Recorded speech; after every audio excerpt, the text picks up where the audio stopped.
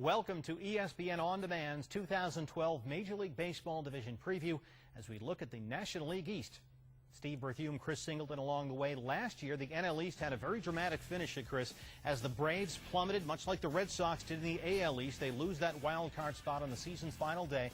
But it was the Phillies winning this thing, going away in terms of the division, 102 wins and a 13-game edge over Atlanta. And a lot of people think that that could be closer, that gap between Philly and Atlanta, because of the fact that the Braves lost Tommy Hanson, they lost Jair Jurrjens, and the fact that they didn't get the wild card was just a few games. I mean, really just a game there, if you will. When you look at the wins above replacement, if you will, for Hanson or Jurrjens, had those guys been healthy, the Braves would have been in the postseason. But can they bounce back? Because there was a lot of, just depression, if you will, around Atlanta. I lived there, and knowing after that collapse, guys that live in town, whether it's manager Freddie Gonzalez, Brian McCann, I think they took it pretty hard. It will be very much a different story in this division in 2012 because of the off-season activity. Suddenly, this division, I mean, you got 4 legitimate teams that you could pick to win the National League East because of what's happened here.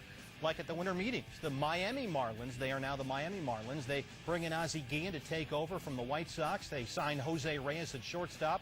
The Heath Bell experience now closes games. They bring in Mark Buehrle to bolster that rotation as well. Don't forget Carlos Zambrano comes in from the Cubs. The Phillies, well, they ponied up the big bucks for a closer. Jonathan Papelbon replaces Ryan Madson, who's now in Cincinnati on a 1-year deal. And the Washington Nationals here, they get Gio Gonzalez from Oakland. They bring in Edwin Jackson on a 1-year deal. They suddenly have a legitimate 4-headed monster in that rotation. So which of these moves most impressed you in the winner here? It had to be the Marlins. We knew the hiring of Ozzie Guillen was coming, but getting Jose Reyes, as everyone anticipated, you get an electrifying player in the top of the order. Defense is going to improve, and here's what's going to happen. He's going to play short. Hanley Ramirez is going to play third, and people say, well, suspect defensively on the left side of the infield. Right. Joey Cora, Ozzie Guillen, infielders, very good. They're going to work with those guys, make sure they stay focused and take pride in the defense. I spoke to Joey Cora in the offseason. He said, look, the left side of our infield is going to be a lot better than people think. So I think adding Jose Reyes, Heath Bell, even though you had a good closer last year, you've got a guy who's just established in Heath Bell. And Mark Buehrle, he's going to go out. He's going to pitch his 200 innings, and he's going to give you a chance to win every time he goes out. So I think those moves were very good for Miami. Well, the Phillies still have that dominant rotation full of aces. They have a new closer now in Jonathan Papelbon.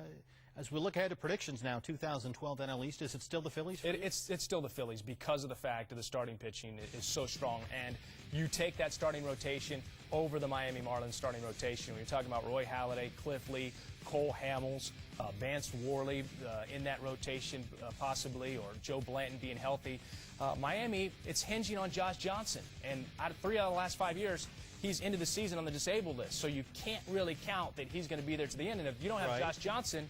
But if you're picking the Marlins to win a wild card spot, I'm guessing that Josh Johnson is going to make close to 30 starts. He's going to have to do that if they're going to get the wild card. And I think they're going to get the wild card because they're going to play well, but also because the Braves are going to have a hard time scoring runs, in my opinion. Mm-hmm. Like injuries? Well, I think Jason Hayward, the fact that there's going to be a lot of pressure on him, and we're going to see a lot. Whether he is a kid that can step up, that he can play through pain, and that he can be tough enough to drive in the runs and be consistent all year long. We'll have the National League East covered for you all season long on Baseball Tonight.